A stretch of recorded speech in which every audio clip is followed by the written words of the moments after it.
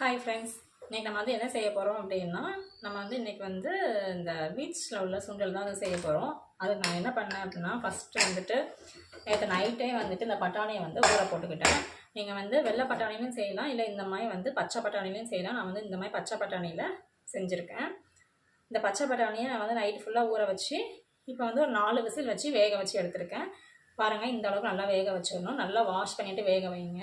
ஏன்னா இந்த தண்ணி வந்து நம்ம கண்டிப்பாக தேவை. இந்த தண்ணி வச்சு நம்ம வந்து செய்ய போகிறோம். அதனால் தண்ணியை வந்து கீழே ஊற்றிடாதீங்க, வந்து அப்படியே இருக்கட்டும். அடுத்து என்னது அப்படின்னா, ஒரு மிக்ஸி ஜாரில் இந்த மாதிரி பெரிய வெங்காயம் வந்து ஒரு பெரிய வெங்காயம் இந்த மாதிரி கட் பண்ணிக்கிட்டேன்.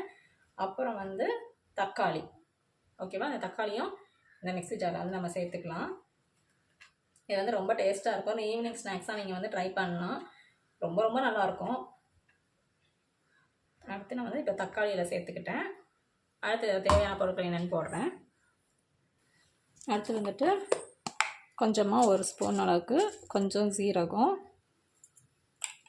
அடுத்து வந்துட்டு இஞ்சி பூண்டு பேஸ்ட்டு. இஞ்சி வந்து நீங்கள் தனியாக இருந்துச்சு அப்படின்னா அப்படியே ஆட் பண்ணிக்கலாம். இல்லை அப்படின்னா வந்து அரைச்சி வச்சுருக்கேன், அது கொஞ்சம் சேர்த்துக்கலாம். இந்த அளவுக்கு போதும்.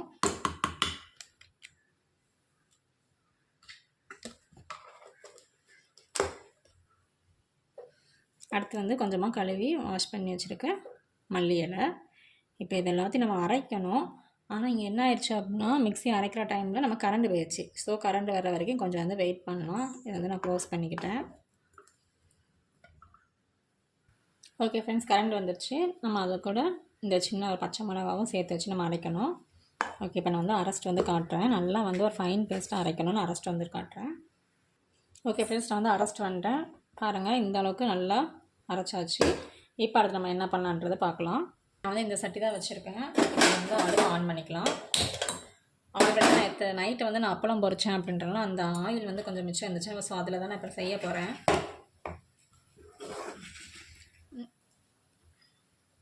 கொஞ்சம் ஹீட் ஆகட்டும். ஓகே ஃப்ரெண்ட்ஸ், எண்ணெய் நல்லா சூடாயிடுச்சு. இந்த டைமில் அடுப்பில் சிம்மில் வச்சுட்டு நம்ம அரைச்சி வச்சுருக்க பேஸ்ட்டை வந்து அதில் ஊற்றணும். மேலே கொதிக்கும், கொஞ்சம் பார்த்து ஊற்றுங்க.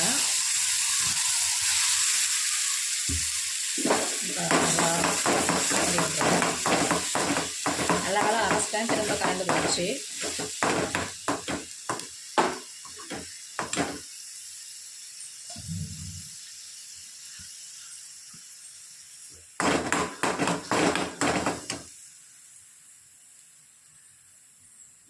இப்போது மிக்ஸி ஜாரில் ஊற்றிருக்கிறதுலாம் உங்களுக்கு எந்த அளவுக்கு தண்ணி தேவையோ அந்த அளவுக்கு கொஞ்சம் நீங்கள் வந்து தண்ணியாகவே வைங்க. ஏன்னா தண்ணியை வைக்க வைக்க அது வந்து திக்காகிக்கிட்டே தான் இருக்கும்.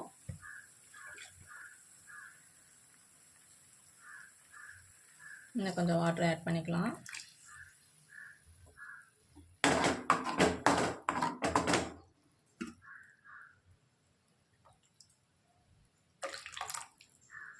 ஓகே, போதும். ஏன்னா நம்ம இனிமேல் வந்து பட்டாணியில் உள்ள தண்ணியை வேறு ஊற்றணும். அதுதான் வந்து மெயின். ஸோ அதனால் இந்த அளவுக்கு தண்ணி போதும். இதோட கொஞ்சம் பச்சை வாசனை போட்டோம்.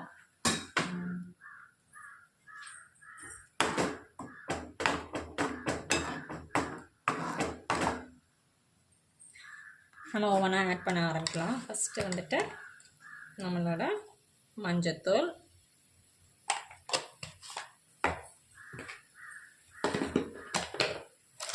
அடுத்து வந்து மல்லித்தூள்,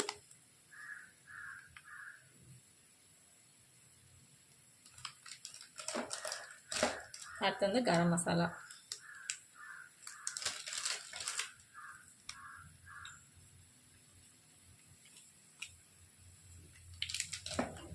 சிம்மில் வச்சுக்கோங்க, வச்சு நல்லா மிக்ஸ் பண்ணுங்கள்.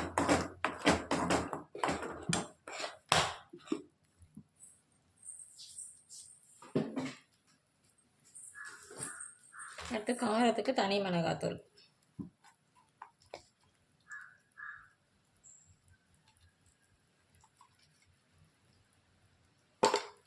ஒரு 1.5 ஸ்பூன் சேர்த்துருக்கேன். நல்லா மிக்ஸ் பண்ணுங்கள். இதோட பச்சை வாசனை எல்லாம் போட்டோம்.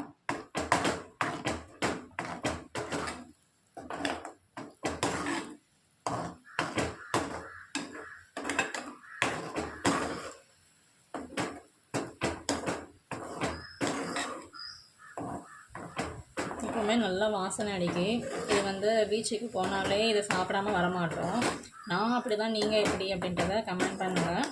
எனக்கு வந்து ரொம்ப ஒரு மோஸ்ட் ஃபேவரேட். ஆனால் அங்கே பீச்சில் வந்துட்டு வெளியே சாப்பிட்றதுலாம் அன்ஹெல்த்தி அப்படின்றனால நம்ம வந்துட்டு இந்த மாதிரி வீட்டில் செஞ்சு சாப்பிட்டோம் அப்படின்னா ஒரு ஈவினிங் டைமில் நல்ல ஒரு கிரேவிங்ஸாக கூட இருக்கும். எனக்கு வந்து ரொம்ப பிடிக்கும். வேலைக்கு போகிறவங்களுக்குலாம் நம்ம வந்து ஒரு ஸ்நாக்ஸ் மாதிரி செஞ்சு கொடுக்கலாம். ஆனால் அது வந்து சூடாக சாப்பிட்டா தான் ரொம்ப டேஸ்ட் இருக்கும். பட் எனிவே அவங்க ஒர்க் பண்ணுறாங்க அப்படின்றதுனால அவங்களால சூடாக சாப்பிட முடியாது. வீட்டில் இருக்காங்க, நம்ம வந்து என்ஜாய் பண்ணி சூடாக சாப்பிட்டுக்க வேண்டியது.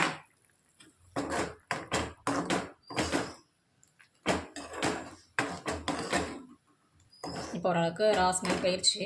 இந்த டைம் இப்போ நம்ம என்ன செய்ய போகிறோம் அப்படின்னா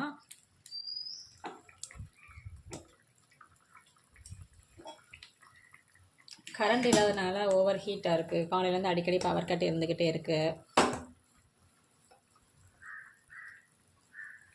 இந்த டைமில் நம்ம வந்து வேக வச்சுருக்கணும் இந்த பட்டாணியை அந்த வாட்டரோட சேர்த்துக்கணும். ஊற்றியாச்சு. நல்ல வேலை சட்டி ஃபுல்லாகிடுச்சு, கரெக்டாக இருந்தது. இப்போ தண்ணிலாம் கொஞ்சம் நல்லா வத்தட்டும், திக்காகணும். மெயினாக இன்னும் என்ன போடணும் அப்படின்னா உப்பு போடணும். நம்ம வந்து பட்டாணி எதுக்குமே உப்பு போடலை, ஸோ வந்து உப்பு போட்டுக்கலாம்.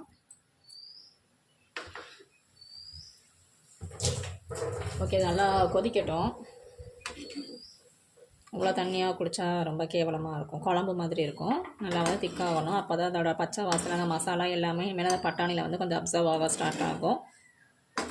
நீங்கள் வந்து ரொம்ப தண்ணியாக இருக்குது, ஒரு வேளை நீங்கள் வந்துட்டு இந்த பட்டாணி உள்ள அவிச்ச தண்ணி எதுவும் கீழே ஊற்றிட்டீங்க, இல்லை அதையும் மீறியுமே உங்களுக்கு வந்து ரொம்ப திக்காகாமல் தண்ணியாகவே இருக்குது அப்படின்ற மாதிரி ஃபீல் ஆச்சு அப்படின்னா கொஞ்சமாக கார்ன்ஃப்ளவர் மாவு வந்து கரைச்சி ஊற்றிக்கலாம். நமக்கு வந்து வந்தால் தான் தெரியும். கொஞ்சம் வந்து கொதிக்கட்டும், நமக்கு வந்து எந்த கன்சிஸ்டன்சியில் வருதுன்னு பார்ப்போம். எந்தளவு தண்ணி நல்லா கொதிக்க ஆரம்பிக்குதுன்னு பாருங்கள். தண்ணி நல்லா கொதிக்க அது வந்து நல்லா திக்காகிக்கிட்டே வரும். நல்லா மசாலாலாம் வந்து பட்டாணியில் அப்சர்வ் ஆகணும் பாருங்கள். இது வந்து இன்னும் கொஞ்சம் மசாலா வந்து பிடிக்காமல் இருக்குது. நீங்கள் தண்ணி நல்லா கொதித்து கெட்டியாக அப்போ தான் அந்த டேஸ்ட்டு ரொம்ப சூப்பராக இருக்கும். எனக்கு வந்து மோஸ்ட்டாக ஸ்வீட்டை விட இந்த மாதிரி காரம் ஐட்டம்ஸ் வந்து ரொம்ப பிடிக்கும் அப்படின்றதுனால ஸோ இதை மாதிரி செய்கிறோம். இது வந்து நல்லா ஹெல்த்தி இங்கோணும். அந்த பட்டாணி ஒயிட் பட்டாணி உங்களுக்கு ஊரில் கிடச்சிச்சின்னா இங்கே வந்து கிடைக்கவே மாட்டேங்குது. பட் ஆனால் அதில் பண்ணால் ரொம்ப டேஸ்ட்டாக தான் இருக்கும். அதுக்கப்புறம் ஃபைனலாக அந்த வெங்காயம் வந்து கட் பண்ணி வச்சுருக்கேன். இது வந்துட்டு லாஸ்ட்டாக மேலே அந்த சர்வ் பண்ணி சாப்பிட்றதுக்கு. அந்த கார்ன் சிப்ஸ் கிடச்சா கூட சூப்பராக இருக்கும் போடுறதுக்கு. பார்ப்போம் கிடைக்குதான்ட்டு. கிடச்சது அப்படின்னா வாங்கி அதையும் பொரித்து மேலே வச்சு சாப்பிட்டோம் அப்படின்னா ஃபுல்ஃபில் ஆயிரும், பீச் போன ஃபீல் மாதிரி. ஏன்னா இப்போ இங்கே வந்துட்டு வெயில் ரொம்ப இருந்தாலும் அதுக்கேற்ற மாதிரி காற்று பயங்கர காற்றாக இருக்குது. ஸோ ஓவர் ஹீட் இல்லை, but heat.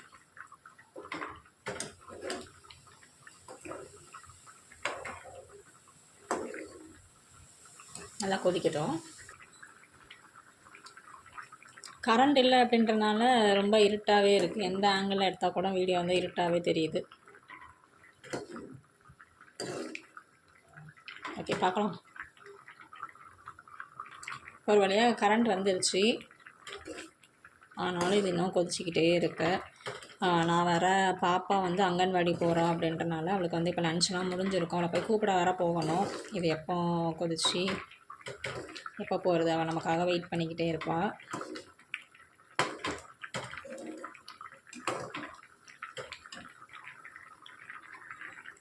Again power cut.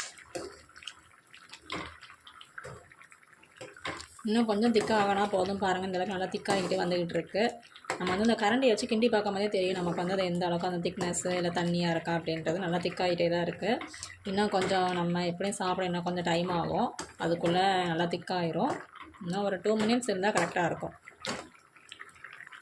Okay friends, இந்த அளவுக்கு கொஞ்சம் இருந்தால் ஓகே தான். ஏன்னா இன்னும் ஆறாக கொஞ்சம் திக்காக தான் செய்யும். நம்ம வந்து அடுப்பு ஆஃப் பண்ணிடலாம். இப்போது நம்ம என்ன பண்ணுறோம் அப்படின்னா, நான் வந்து ஹஸ்பண்டுக்கு கொடுத்து விடலாம் அப்படின்றனால பாக்ஸ்லாம் கழுவி நீட்டாக எடுத்து வச்சிட்டேன். கரண்ட் இல்லைன்றனால வீடியோ ரொம்ப இருட்டாகவே இருக்குது, கொஞ்சம் அட்ஜஸ்ட் பண்ணிக்கோங்க. இப்போது நம்ம ஃபஸ்ட்டு வந்து இதை சூடாக எடுத்து ஹாட் பாக்ஸ் வச்சு க்ளோஸ் பண்ணிடலாம்.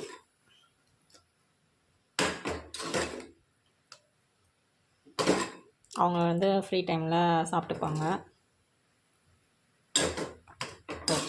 இது வந்து எனக்கு. அவங்க வந்து அவங்கள்ட்ட கேட்டுட்டு அதுக்கப்புறம் நம்ம மேலே வந்து ஆனியன் வந்து சர்வ் பண்ணிக்கலாம். இப்போ வந்து அவங்களுக்காக கொஞ்சமாக பண்ணி காட்டுறேன். ஆனியன் வடை சாப்பிட்டு பார்த்தோம் அப்படின்னா டேஸ்ட்டு ரொம்ப சூப்பராக இருக்கும். ஓகே ஃப்ரெண்ட்ஸ், நீங்களும் இதே மாதிரி ட்ரை பண்ணி பாருங்கள். ரொம்ப ஹெல்த்தியும் கூட. டாடா பாய்.